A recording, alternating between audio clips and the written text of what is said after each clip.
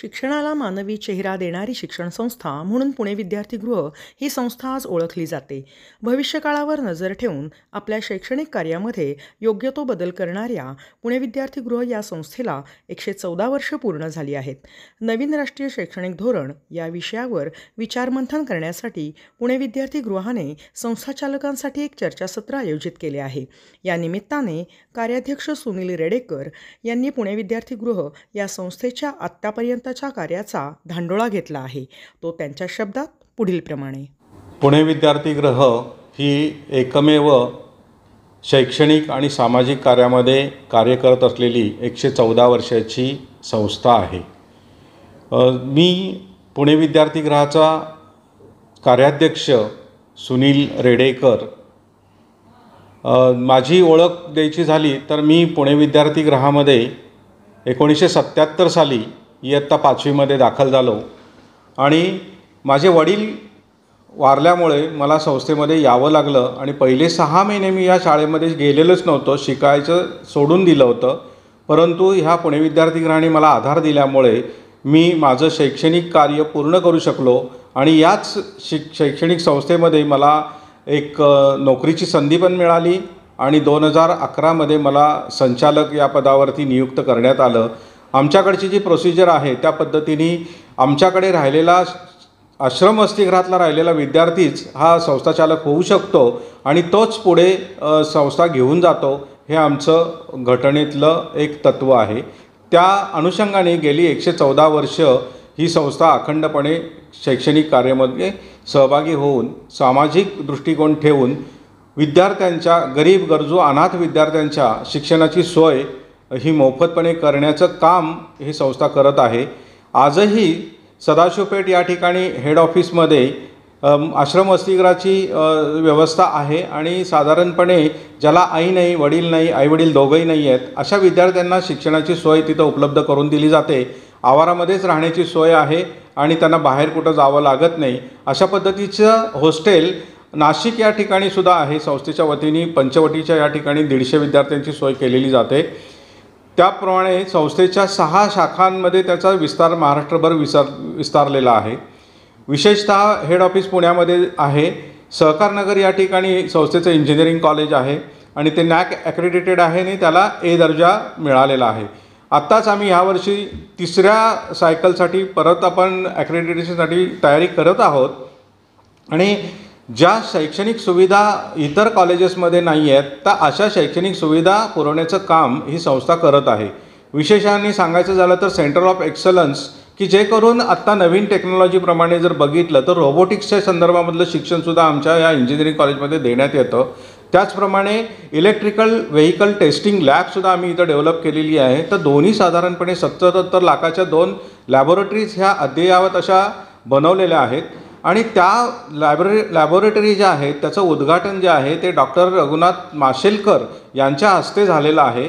त्याच पद्धतीने smart classroom पण संस्थेने या ठिकाणी अद्ययावत उभारलेली आहे की जेणेकरून डिस्टन्स लर्निंग की जर समजा आमचे इंजिनिअरिंग कॉलेज नाशिकला या ठिकाणी आहे तर त्या ठिकाणी सुद्धा आमच्याकडे जे काही तज्ज्ञ मार्गदर्शक आहेत, प्रोफेसर्स आहेत, त्यांचं लेक्चर इथले विद्यार्थी ऐकतीलच, शिवाय त्या नाशिकच्या विद्यार्थ्यांनासुद्धा किंवा रिमोट कंट्रोलवरती ज्या ठिकाणी प्रोफेसर अवेलेबल होत नाही त्या ठिकाणी सुद्धा इथलं लेक्चर ते ऐकू शकतील, प्रश्नोत्तरे करू शकतील. अशा पद्धतीची अद्ययावत टेक्नॉलॉजी ह्या महाविद्यालयामध्ये केलेली आहे.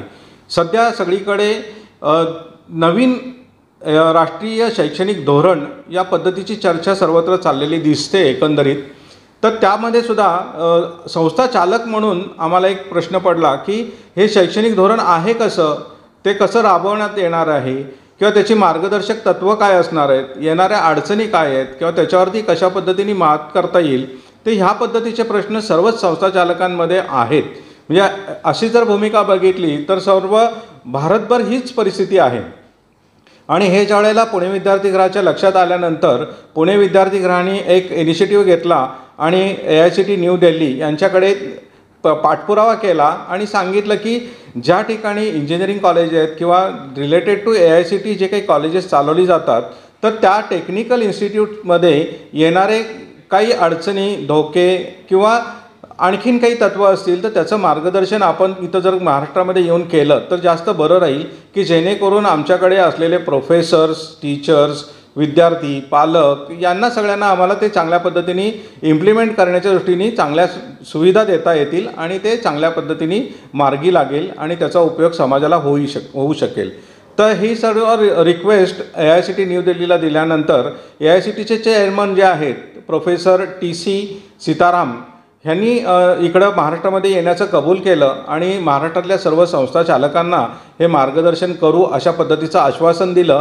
आणि 22 जूनला पुणे विद्यार्थीगृहाच्या वतीने एक दिवसाचं चर्चासत्र आयोजित केलेलं आहे आणि त्या चर्चासत्रासाठी मार्गदर्शन म्हणून सीताराम सर तर येणारच आहेत. त्याबरोबर दिल्लीमधून डॉक्टर अनिल सहस्रबुद्धे सर जे की इथं COEPचे कुलगुरू होते आणि COE होते, तर तेही येण्याचं त्यांनी कबूल केलेलं आहे. तेही ह्या सर्व NEPच्या संदर्भामधली जी काही तत्त्व आहेत किंवा मार्गदर्शनाच्या संदर्भामधल्या गोष्टी आहेत ते सांगण्याचं येण्याचं त्यांनी कबूल केलं. दुसरा भाग असा राहणार आहे की या कार्यक्रमाचं उद्घाटन महाराष्ट्र राज्याचे शिक्षण उच्च तंत्र शिक्षण मंत्री माननीय श्री चंद्रकांतदादा पाटील हे ह्या उद्घाटनाला येणार आहेत आणि त्यांच्या हस्ते हे उद्घाटन होईल. दुसऱ्या सत्रामध्ये साधारणपणे डॉक्टर करमळकर सर जे की आधीचे माजी कुलगुरू पुणे विद्यापीठाचे जे आहेत आणि सुकानो समितीचे अध्यक्ष आहेत की NEP इम्प्लिमेंटेशन कशी करायची तर त्याच्यासाठी ते चेअरमन म्हणून ते आता काम करत आहेत आणि त्यांच्या मार्गदर्शनाखाली सुद्धा दुसरं सेशन होणार आहे. डॉक्टर RD कुलकर्णी सर आहेत मुंबई विद्यापीठाचे कुलगुरू. त्याच पद्धतीने डॉक्टर दाभक असतील किंवा राव सर असतील तर ह्या सगळ्यांची आपल्याला तज्ज्ञ व्यक्तींची मार्गदर्शन मिळण्याची आम्ही प्रोव्हिजन तिथं केलेली आहे आणि दुसऱ्या सत्रामध्ये ते सगळेजण मार्गदर्शन करणार आहेत. शेवटच्या सत्रामध्ये डॉक्टर सुतावणे सर जे की आधी COEPचे चान्सलर होते तर ते आता सध्या अलाहाबादला आहेत, पण ते पण येणार आहेत आणि त्यांच्या मार्गदर्शनाच्या नुसार आपल्याला संस्था चालकांना जे काही अडचणी असतील तर त्याच्यावरती प्रश्नोत्तर वगैरे करण्याची सुद्धा आपल्याला संधी मिळणार आहे या निमित्ताने. आणि पुढील काळामध्ये जे शैक्षणिक धोरण आहे की ज्या 4 मुख्य तत्वांवरती आधारित असणार आहे त्यातलं मुख्य तत्व आहे की विद्यार्थ्यांना आपल्या मातृभाषेमध्ये शिक्षण देण्यात यावं, त्याच पद्धतीने कौशल्याच्या वरती भाग देता यावा अशा पद्धतीची जी काही रचना आहे. तसेच तिसरा भाग म्हणलं तर त्या पद्धतीने पारंपरिक शिक्षण त्या विद्यार्थ्याला देता आलं पाहिजे. आणि चौथा मुद्दा असा आहे की मूल्य शिक्षण जे की आज आपण सगळीकडे बघतोय की सगळीकडे उदासीनता आहे. विद्यार्थ्यांकडे बघितलं तर ह्या पिढीमध्ये कोणाचं कोणी ऐकत नाही अशी सगळीकडे वस्तुस्थिती आहे. कदाचित आपले पालक या नात्यातनं आपण ज्या वेळेला बघतो त्यावेळेला पाल्यसुद्धा आपल्या काही वेळेला शैक्षणिक दृष्टीने जर बघितलं तर वागताना सुद्धा बऱ्याच अडचणी येताना असं दिसतंय. पण हे शिक्षण जे आहे किंवा मूल्य शिक्षण जे आहे तर त्याला घरापासून मिळालं पाहिजे, त्याचप्रमाणे शिक्षण संस्थांमधूनही ते मिळालं पाहिजे आणि ती जी तत्त्वं आहेत ही पहिल्यांदा आपण आत्मसात केली पाहिजेत. हे संस्था चालकांपुढे असलेलं पहिलं आव्हान आहे. तर उद्या टेक्नोसॅव्ही जर आपल्याला विद्यार्थी बनवायचा असेल तर टेक्नोसॅव्ही माझ्याकडे प्राचार्य असले पाहिजेत, त्याच पद्धतीने प्रोफेसर्स असले पाहिजेत आणि त्यांची क्षमता वाढवल्यानंतर तीच क्षमता ह्या विद्यार्थ्यांपुढे राहणार आहे. आणि कौशल्य विकासाच्या दृष्टीने जर बघितलं तर नवीन नवीन प्रयोग करणे किंवा या पद्धतीचं डेटा सायन्स असेल किंवा या पद्धतीच्या नवीन टेक्नॉलॉजी ज्या आहेत ह्या पुढच्या स्मार्ट विद्यार्थी बनवण्याच्या दृष्टीने आपल्याला नक्की उपयोगी पडणार आहेत. तर ह्या सगळ्याची मोठ बांधायची जर असेल तर आपल्याला सगळ्यांचं त्याच्यामध्ये सहभाग असणं गरजेचं आहे आणि तो सहभाग म्हणजे मुख्यत्वेपणे सर्व संस्था चालकांपुढे असलेलं आव्हान. आणि इन्फ्रास्ट्रक्चर उभं जर करायचं झालं तर त्याला शासन काही आपल्याला मदत करणार आहे का, तर हा एक महत्त्वाचा भाग आहे. आणि शासनाकडे जर आपल्याला काही गोष्टी मांडायच्या असतील तर मला असं वाटतं की NEPच्या ह्या चर्चासत्रामध्ये ज्या काही आपल्याला अपॉर्च्युनिटीज मिळणार आहेत किंवा आपल्याला त्यांच्यापर्यंत ज्या काही गोष्टी मांडायच्या आहेत तर ही एक संधी आपल्या सर्व संस्था चालकांना मिळणार आहे. त्याच पद्धतीने जे प्रोफेसर्स असतील किंवा प्राचार्य असतील तर त्यांनाही काही गोष्टी जर मांडायच्या असतील तर त्या पण आपण इथं मांडू शकतो आणि चांगल्या पद्धतीने ही NEPच्या संदर्भामधले NEP 2020 याची चांगल्या पद्धतीने आपण अंमलबजावणी करण्यासाठी सरकारला एका दृष्टीने आपण मदतच करणार आहोत. आणि येणारी नवीन पिढी जी आहे त्याला आपण मला असं वाटतं की चांगल्या पद्धतीने ती घडवण्यासाठी आपला हातभार नक्की लागणार आहे आणि एवढ्या मोठ्या मोलाचं हे काम आहे. आपले जे हायर एज्युकेशन मिनिस्टर जे आहेत चंद्रकांतदादा पाटील यांच्याशी ज्यावेळेला चर्चा केली त्यावेळेला त्यांनी सांगितलं की पुणे विद्यार्थी गृहाने घेतलेला हा इनिशिएटिव्ह खूप चांगला आहे, कौतुकास्पद आहे आणि त्यांना असं वाटतं आहे की इथं जे काही चर्चासत्र होईल किंवा जे काही आपलं एक दिवसाचं मार्गदर्शन मिळणार आहे ते रोल मॉडेल म्हणून आपण सर्व भारतभर ते फिरवणार आहोत. तर इतक्या मोठ्या लेवलचं ते चर्चासत्र असणार आहे आणि सर्वांचं मार्गदर्शन, सगळ्यांचा सहभाग यामध्ये जर झाला तर मला असं वाटतं की आम्ही पुणे विद्यार्थीगृहाने घेतलेला इनिशिएटिव्ह जो आहे तर त्याला चांगल्या पद्धतीने आम्हाला फळ मिळालं असं आम्ही म्हणू शकू, एवढा आम्हाला खात्री आहे. पुणे विद्यार्थीगृह सातत्याने पूर्वीपासून कार्यरत आहे. 1926 पासून जर बघितलं तर स्किल डेव्हलपमेंटच्या संदर्भामध्ये जर बोलायचं झालं तर पुणे विद्यार्थीगृहाने 1926 सालीच खडू तयार करणं, डस्टर तयार करणं किंवा शाई तयार करणं, त्याचप्रमाणे प्रिंटिंगशी रिलेटेड जर बघितलं तर कंपोजिंग, बाइंडिंग या पद्धतीचे कोर्सेस 8वी 9वी 10वीच्या विद्यार्थ्यांना शालेय अभ्यासक्रमामध्ये समावेश केलेला होता. आणि पुणे विद्यार्थीगृह ही एकमेव संस्था आहे की ज्यांनी हे स्किल डेव्हलपमेंट त्यावेळेपासून शाळेच्या विद्यार्थ्यांना रुजवलेलं आहे. अशाच पद्धतीचं जर नवीन आता टेक्नॉलॉजी जर बघितली तर नजीकच्या काळामध्ये दुर्बिणीच्या काचा तयार करण्यासाठी ऑप्टिक्स विभाग होता. त्याच पद्धतीने आता स्कूटर दुरुस्ती होता, घड्याळ दुरुस्ती होता. तर आता नव्याने आपल्या सर्वांच्याकडे जर बघितलं तर टेक्नोसॅव्ही जर असेल तर कोणी शेतकरी असेल किंवा साधा मजूर जरी असला तर त्याच्याकडे मोबाईल हा असतो. तर मोबाईलच्या रिलेटेड जे काही छोटे मोठे प्रॉब्लेम असतील तर ते रिपेअर करण्याच्या दृष्टीने सुद्धा आपण या ठिकाणी एक सेंटर उभं केलेलं आहे आणि त्याच्या मार्गदर्शनाच्या निमित्ताने किंवा त्या सेंटरच्या निमित्ताने 2 गोष्टी प्रकर्षाने सांगता येतील. एक म्हणजे या मोबाईल रिपेअरचा अभ्यासक्रमही तयार केलेला आहे की जेणेकरून 12वीचा विद्यार्थी असेल आणि त्याला पुढची शिक्षणाची संधी जर नसेल तर तो हा कोर्स करू शकेल आणि अगदी मिनिमम भांडवल 1.5 लाखामध्ये सुद्धा ते स्वतःचं रिपेअर सेंटर सुरू करू शकतो. अशा पद्धतीचं त्याला अभ्यासक्रमामध्ये मार्गदर्शन केलं जातं आणि त्याला एक सर्टिफिकेट मिळतं की जेणेकरून बँकेकडनं सुद्धा त्याला अर्थसहाय्य मिळण्यास सुखकर होऊ शकेल, अशा पद्धतीचा कोर्स आहे. नजीकच्या काळामध्ये अशाच धर्तीवरती की याच विद्यार्थ्यांकडनं स्किल डेव्हलपमेंटच्या संदर्भामध्ये काम करून जर घ्यायचं झालं तर सगळ्यांकडे लॅपटॉप असतात, कॉम्प्युटर्स असतात, प्रिंटर्स असतात.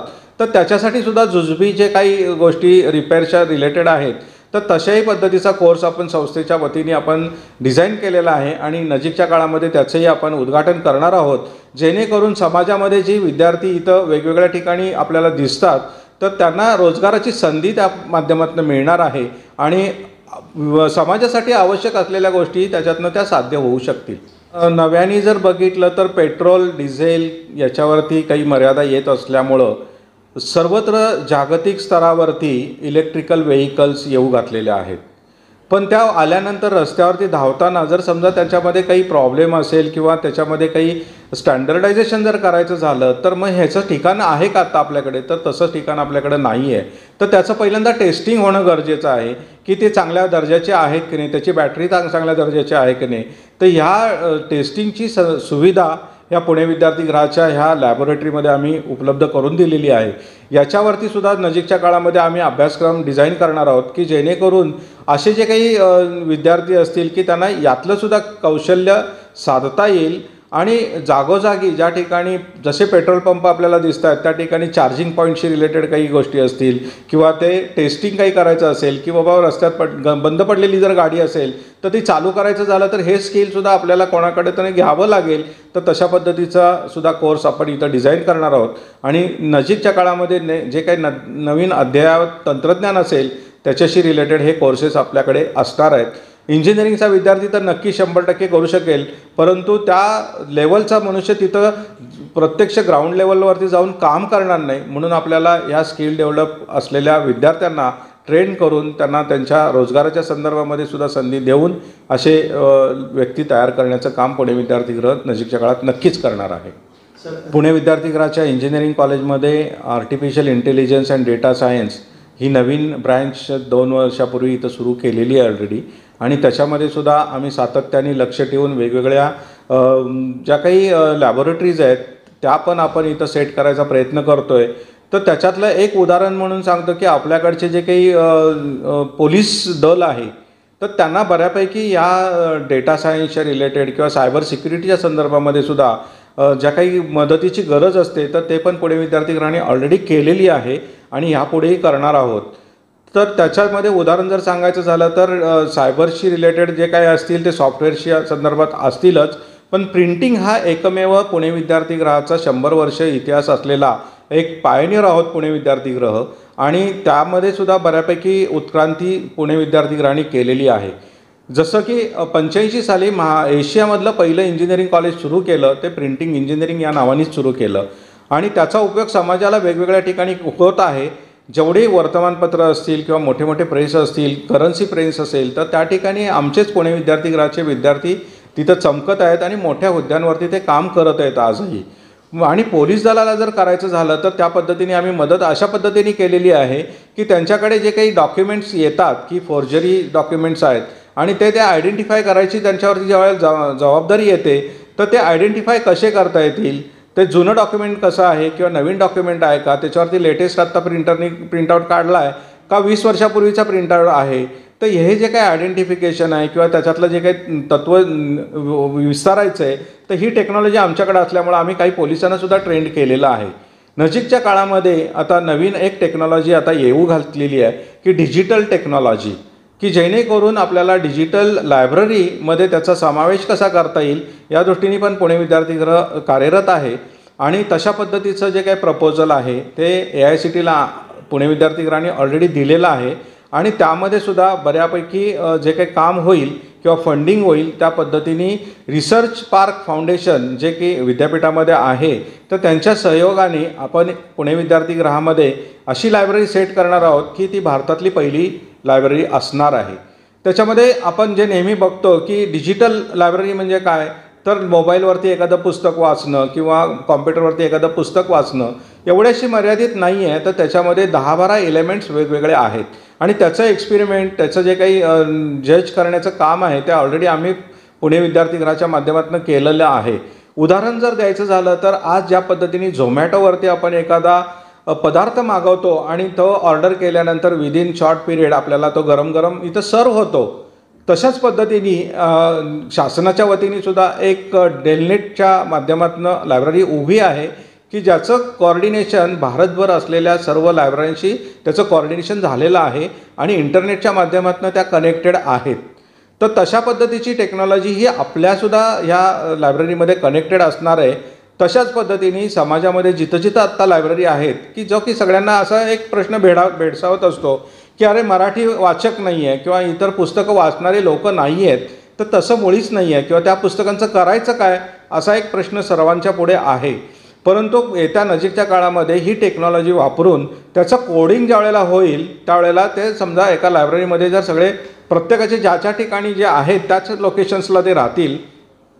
जसं मी सांगितलं त्या पद्धतीने झोमॅटोवरती जर समजा आपण ऑर्डर करतो एखादा पदार्थ, त्याच पद्धतीने आपण त्या साईटवरती जाऊन मला समजा एखादं मृत्युंजय ते पुस्तक वाचायचं आहे किंवा आपल्या छत्रपती शिवाजी महाराजांच्या संदर्भामधलं मला एखादं काही पुस्तक हवं आहे, तर मी रिक्वेस्ट टाकावी लागेल त्या ठिकाणी वेबसाईटला, जेणेकरून त्याचं रिपोर्टिंग दिल्लीच्या त्या सेंटरला जाईल आणि तिथून ती रिक्वेस्ट माझ्या नजीकच्या कुठल्या तरी एखाद्या लायब्ररीकडे येईल आणि विदिन हाफ ॲन आवर ते पुस्तक मला डिलिव्हर होईल. माझं वाचून झाल्यानंतर मी ते परत त्या लायब्ररीला परत रिटर्न करू शकेन. तर या पद्धतीची टेक्नॉलॉजी जी की आपण अजूनपर्यंत ऐकली नाही किंवा त्याचा विचारही केलेला नाही आहे, तर ह्या पद्धतीच्या नवीन टेक्नॉलॉजीचा स्वीकार हे पुणे विद्यार्थीगृह नजीकच्या काळामध्ये करणार आहे. पुणे विद्यार्थीगृहाच्या वतीने जे काही आपले शैक्षणिक संकुलं आहेत आणि त्या ठिकाणी ज्युनियर KG पासून रिसर्चपर्यंतचं जे PhD रिसर्चपर्यंतचं शिक्षण देण्यात येतं, तर त्यामध्ये कुठलाही वर्गातला विद्यार्थी जरी आला तर आमच्याकडे पुणे विद्यार्थीगृहाला समाजाकडनं बऱ्यापैकी दातृत्वाच्या भावनेतनं बरेच देणगीदार देणगी देत असतात आणि ज्या ठिकाणी खरंच एखादा गरजवंत विद्यार्थी जर असेल तर असा आम्ही आयडेंटिफाय करून त्याला ती शिष्यवृत्तीच्या स्वरूपामध्ये फी भरण्यासाठी म्हणा किंवा त्याला शैक्षणिक साहित्य देण्याच्या दृष्टीने सुद्धा या विद्यार्थ्यांना मदत करत असतो. ज्या पद्धतीने शासनाच्या वतीने वेगवेगळ्या शिष्यवृत्त्या आहेत तर त्याही योजना आमच्याकडे सुरू आहेत आणि त्या माध्यमातून सुद्धा त्यांना मदत ही केली जाते. म्हणजेच कुठलाही विद्यार्थी शिक्षणापासून वंचित राहणार नाही याची सर्व जबाबदारी ही पुणे विद्यार्थीगृह घेत असतो. पुणे विद्यार्थीगृहाचा एकंदरीत 114 वर्षाचा इतिहास आणि संस्कृती ही जर बघितली तर आपण नजीकच्या काळामध्ये पुणे विद्यार्थीगृहाला जरूर भेट द्यावी आणि शैक्षणिक संस्थांमध्ये जे काही कार्य चालतं याचा आपण प्रत्यय घेतला तर गरीब गरजू अनाथ विद्यार्थ्यांपर्यंत पोहोचवण्याचं संस्थेचं जे कार्य आहे हे आपल्या माध्यमातून व्हावं अशी संस्थेच्या वतीने मी विनंती करतो. पुणे विद्यार्थीगृहाच्या इंजिनिअरिंग कॉलेजमध्ये आणखीन एक आमची लॅबोरेटरी आहे ती म्हणजे PLI प्रॉडक्ट इनोव्हेशन लॅब. तर ते डसो सिस्टीमने आम्हाला काही सॉफ्टवेअर्स त्याच्यामध्ये दिलेली होती आणि 3D प्रिंटर संस्थेने घेतलेला आहे. तर 3D प्रिंटरच्या माध्यमातून आम्ही मुलांच्याकडनं जे काही प्रोजेक्ट्समध्ये करून घेतो त्याच्यामध्ये एक मुलांनी हँड बनवलेला आहे की नखापासून अगदी खांद्यापर्यंत. आणि त्याचा उपयोग असा होतो की जर समजा युद्धामध्ये एखाद्या सैनिकाचा हात तुटला तर त्याचा रिप्लेसमेंटच्या संदर्भामध्ये सुद्धा त्याचा उपयोग करता येईल अशा पद्धतीची ती योजना आमच्याकडं आहे. आणि मुलांनी पूर्णपणे एक्सपेरिमेंट करून तो वर्क होणारा हँड आमच्याकडं आत्ता तयार झालेला आहे की समाजामध्ये जर बघितलं तर त्या हँडला परदेशातून जर मागवायचं झालं तर 6 लाख रुपये खर्च येतो, तर आमच्याकडच्या विद्यार्थ्यांनी तो 75,000 रुपयेमध्ये बनवलेला आहे. आणखीन एक उदाहरण फक्त सांगतो जाता जाता की समाजाच्या उपयोगाच्या दृष्टीने जर एक प्रोजेक्ट आमच्या विद्यार्थ्यांनी मल्टीडिसिप्लिनरी केलेला आहे. वेगवेगळ्या फॅकल्टीमधले विद्यार्थी एकत्र येऊन एक रोबो तयार केलेला आहे की जेणेकरून तो राजा दिनकर केळकर संग्रहालयामध्ये तो बसवण्यात येणार आहे.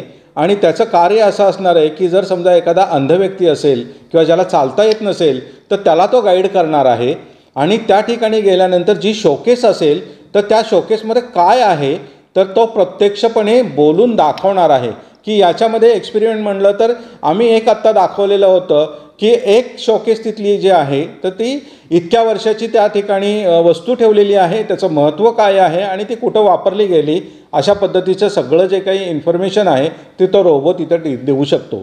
आणि सायमल्टेनियसली किती तिथं दालनं आहेत ती पण त्याला तो सांगू शकतो. आणि पर्टिक्युलर एखादा दालन स्किप करायचं असेल तर तेही स्किप करून पर्टिक्युलर त्या दालनापर्यंत नेण्याचं काम तो रोबो करतो. आणि याचं रिअल टाईपमध्ये आम्ही एक्सपेरिमेंट घेतलेलं आहे.